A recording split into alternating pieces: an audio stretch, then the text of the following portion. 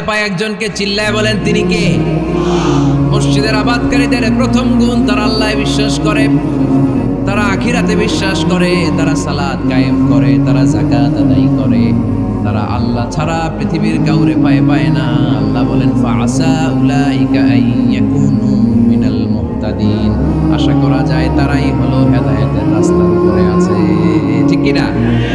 তারাই মসজিদের আবাদকারী, যারা মসজিদে যায়, সালাত আদায় করে। এখন মসজিদের আবাদকারী আপনি হতে চান, আপনি মসজিদে যান না, আপনি আবাদকারী হতে পারবেন? মসজিদের অনেক সভাপতি আছে, মসজিদে যায় না, আছে না নাই? মৌলভীবাজারে এই সমস্যা বোধহয় নাই। মসজিদের সেক্রেটারি মসজিদে যায় না, আছে না নাই?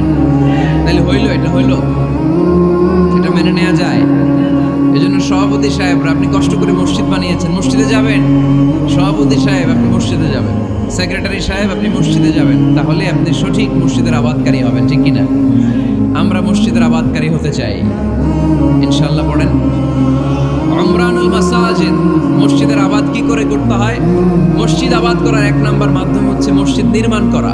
কি করা? নির্মাণ করা। খেয়াল করবেন, আল্লাহর হাবিব সাল্লাল্লাহু আলাইহি ওয়াসাল্লাম বলেছেন, মান বানা মসজিদান মিন মালিহি ফিদ দুনিয়া বানাল্লাহু লাহু বাইতান ফিল জান্নাহ। যে ব্যক্তি নিজের পকেটের টাকা খরচ করে দুনিয়াতে মসজিদ বানায়, আল্লাহ তাআলা তার জন্য জান্নাতে ঘর বানায়। 60টা জিনিস মানুষ মরে যাওয়ার পরে তার কবরে পৌঁছতে থাকে। ইন্না মিম্মা ইয়ালহাকুল মুমিন মিন হাসানাতিহি বা'দা মাউতিহি।